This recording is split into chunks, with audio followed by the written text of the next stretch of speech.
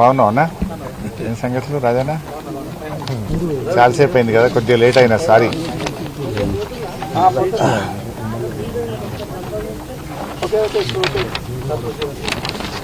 Media మిత్రులందరికీ నమస్కారం.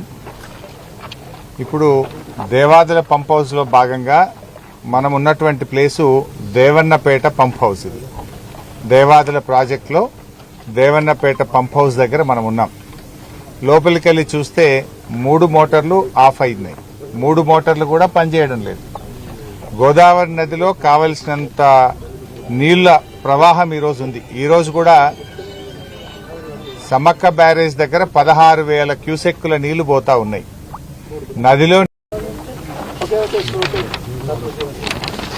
Media మిత్రులందరికీ నమస్కారం. ఇప్పుడు దేవాదుల పంప్ హౌస్లో భాగంగా మనం ఉన్నటువంటి ప్లేసు దేవన్నపేట పంప్ హౌస్. ఇది దేవాదుల ప్రాజెక్టులో దేవన్నపేట పంప్ హౌస్ దగ్గర మనం ఉన్నాం. లోపలికి వెళ్ళి చూస్తే 3 మోటార్లు ఆఫ్ అయినాయి. 3 మోటార్లు కూడా పనిచేయడం లేదు. గోదావరి నదిలో కావలసినంత నీళ్ల ప్రవాహం ఈరోజు ఉంది. ఈరోజు కూడా సమ్మక్క బ్యారేజ్ దగ్గర 16,000 క్యూసెక్కుల నీళ్లు పోతా ఉన్నాయి. నదిలో నీళ్లున్నాయి. రైతాంగానికి నీళ్లు అవసరం ఉంది. కానీ దేవన్నపేట మన పంప్ హౌస్ లో 3 మోటార్లు కూడా ఆఫ్ చేసి పెట్టారు.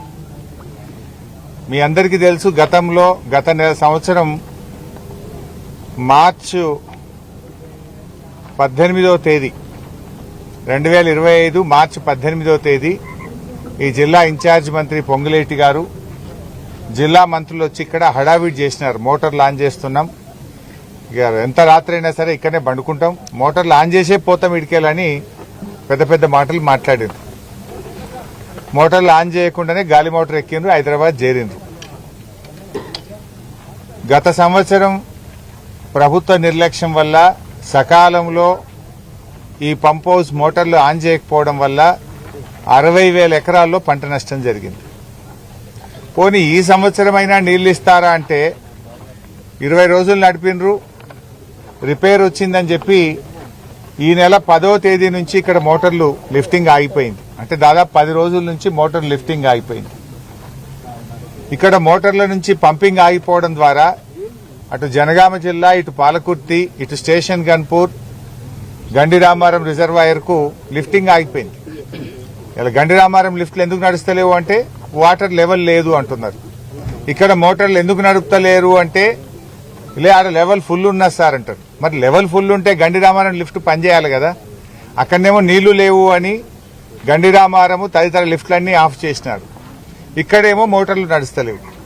అసలు విషయమేందో తెలుసుకుందామని చెప్పి మేము దేవన్నపేట పంప్ హౌస్కి వస్తే రిపేర్ వచ్చింది సార్, మాకు సాఫ్ట్వేర్ ప్రాబ్లం వచ్చింది, మాకు మోటార్లలో ప్రాబ్లం వచ్చింది అని చెప్తున్నారు. గత సంవత్సరం మంత్రులు వచ్చి హడావిడిగా మేము థర్డ్ ఫేజ్, అసలు ఈ థర్డ్ ఫేజ్ చేసిందే బీఆర్ఎస్ పార్టీ. 99.5% పనులు బీఆర్ఎస్ పార్టీయే పూర్తి చేసింది. కేవలం ఒక 1%, 0.5% పనులే మిగిలి ఉండే. ఆ పైన రూఫ్ ఒకటి, కొద్దిపాటి కనెక్షన్స్ తప్ప 99% బీఆర్ఎస్ ప్రభుత్వమే ఈ పనులన్నీ పూర్తి చేసింది. వరల్డ్స్ లార్జెస్ట్ టనల్ ఇది. సింగిల్ టనల్ ఒకటి ఎక్కడైనా కట్టిందంటే ఇదే టనల్. ఈ టనల్ రామప్ప నుంచి ఉనికిచెర్ల వరకు 49.5 కిలోమీటర్ల టనల్ ఇది. అంటే ఒక సింగిల్ టనల్, ఇరిగేషన్ టనల్ ప్రపంచంలో అతిపెద్ద టనల్ ఏదంటే ఇది 49.5 కిలోమీటర్ల టనల్. ఎన్నో వ్యయ ప్రయాసాలకు, ఎన్నో ఇబ్బందులు వచ్చినా, ఎన్నో ఛాలెంజెస్ ను కూడా ఎదుర్కొని ఈ టనల్ ను బీఆర్ఎస్ ప్రభుత్వం పూర్తి చేసింది. అండ్ ఇక్కడున్న పంప్ హౌస్ ఏదైతే ఉందో ఇది ఇండియాలో కాదు ప్రపంచంలోనే లోతైనటువంటి పంప్ హౌస్. 155 మీటర్ల లోతైనటువంటి పంప్ హౌస్, 25 మీటర్స్ డయా షాఫ్ట్ తోని 155 మీటర్ల లోతైన పంప్ హౌస్. ఇవన్నీ కూడా బీఆర్ఎస్ హయాంలోనే పూర్తి చేశాం.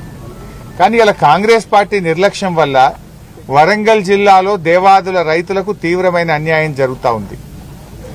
ఆ రోజు దేవాదులకు అన్యాయం చేసింది కాంగ్రెస్ పార్టీ. 10 ఏళ్ల కాంగ్రెస్ పాలనలో దేవాదుల ప్రాజెక్టు పనులు నత్తనడక నడిచాయి. మళ్లీ ఈ రోజు కాంగ్రెస్ ప్రభుత్వం అధికారంలోకి వచ్చి 2.5 సంవత్సరాలుగా వస్తుంటే దేవాదుల ప్రాజెక్టు పనులు ఎక్కడేసిన గొంగల అక్కడే అన్నట్టు 2.5 సంవత్సరాలుగా అంగుళం కూడా ముందుకు పోవడం లేదు. అసలు దేవాదుల ప్రాజెక్టును అద్భుతంగా తీర్చిదిద్దింది కేసీఆర్ గారు. ఆ రోజు గతంలో దేవాదుల ప్రాజెక్టును నాటి తెలుగుదేశం కాంగ్రెస్ పాలనలో అక్కడ నది మీద బ్యారేజ్ లేకుండా నది ప్రవాహంలోనే నీళ్లు తీసుకుంటామంటే 100 రోజులు కూడా నదిలో నీళ్లు అందని పరిస్థితి, 100 రోజులు కూడా దేవాదుల మోటార్లు పనిచేయని పరిస్థితి. కానీ కేసీఆర్ గారు బాగా ఆలోచించి సమ్మక్క బ్యారేజీని కట్టిన తర్వాత సంవత్సరంలో 365 రోజులు దేవాదుల నుంచి నీళ్లు తీసుకునే విధంగా బీఆర్ఎస్ ప్రభుత్వం పనిచేసింది. ఇలా సమ్మక్క బ్యారేజ్ కట్టడం వల్లనే 365 రోజులు దేవాదుల పంపింగ్ చేసుకునే అవకాశం వచ్చింది. ఇవాళ ఆనాడు 25 టీఎంసీలు మాత్రమే దేవాదులకు నీటి కేటాయింపులుంటే నాటి కేసీఆర్ గారి ప్రభుత్వం దేవాదుల నీటి కేటాయింపులను 60 టీఎంసీలకు పెంచి ఈ జిల్లాలో 6.5 లక్షల ఎకరాలకు దేవాదుల కింద నీళ్లు ఇవ్వడానికి ప్రణాళికలు చేసింది, పనులు చేసింది బీఆర్ఎస్ ప్రభుత్వం. ఉమ్మడి ఆంధ్రప్రదేశ్ లో అంటే 15 ఏండ్ల తెలుగుదేశం కాంగ్రెస్ 2 ప్రభుత్వాలు కలిపి దేవాదుల కింద ఇచ్చిన ఆయకట్టు కేవలం 47,000 ఎకరాలు. కానీ బీఆర్ఎస్ ప్రభుత్వం వచ్చిన తర్వాత ఆ ఆయకట్టును 3,17,000 ఎకరాలకు మేము పెంచాం.